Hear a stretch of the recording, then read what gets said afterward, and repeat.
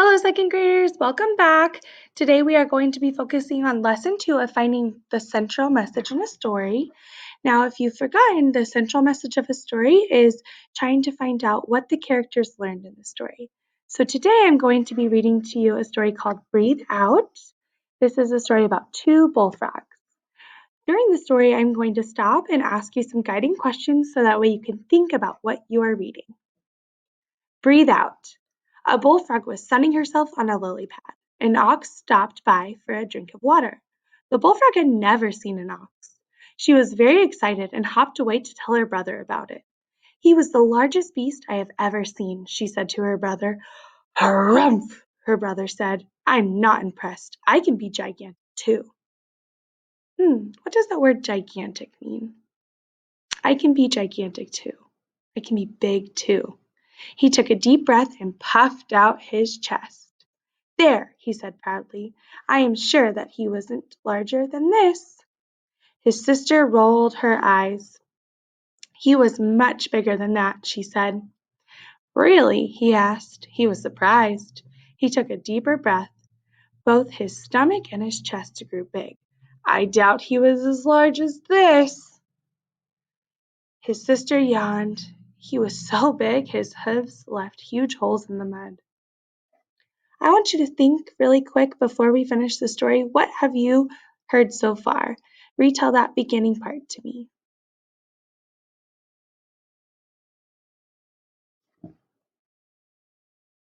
Her brother took on an even deeper breath. He puffed out his abdomen, his chest and his back. Surely he wasn't as big as this, he croaked. His sister gulped a fly. He was so big that he blocked out the entire sun, she said. Truly? Said her brother. He inhaled the biggest, deepest breath he could. His whole body puffed out. Brump, he croaked. No animal could be as big as this. His sister finally took a good look at her brother. He looked like a round, ripe watermelon with 4 little legs. Her eyes bulged in alarm.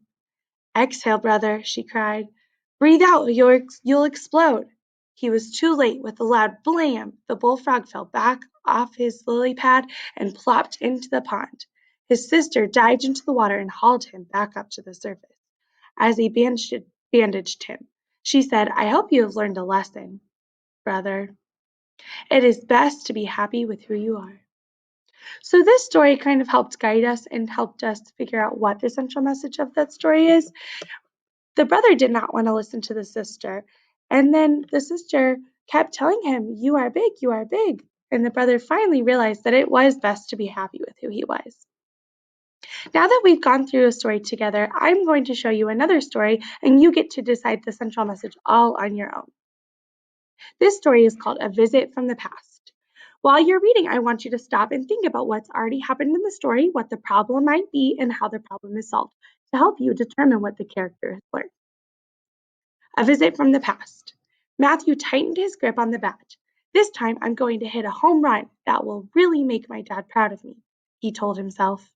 The pitcher wound up. He pitched the ball to Matthew. Matthew swung but missed the ball. What would his dad say? He hung his head, hearing laughter from the other kids. Matthew's dad, Felipe, loved baseball.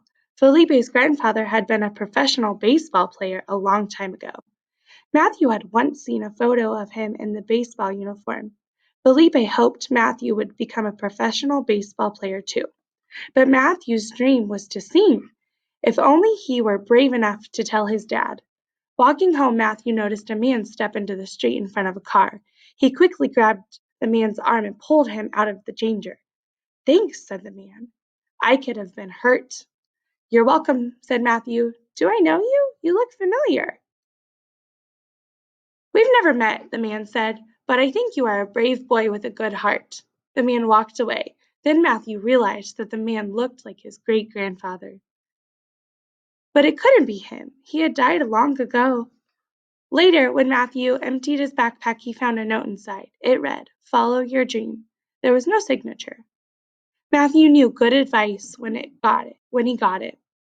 That night, he told his dad that he was quitting the baseball team and joining the choir. At first, his dad looked angry, but suddenly he smiled and said, "Okay, if that is your dream." His dad seemed to be listening to someone.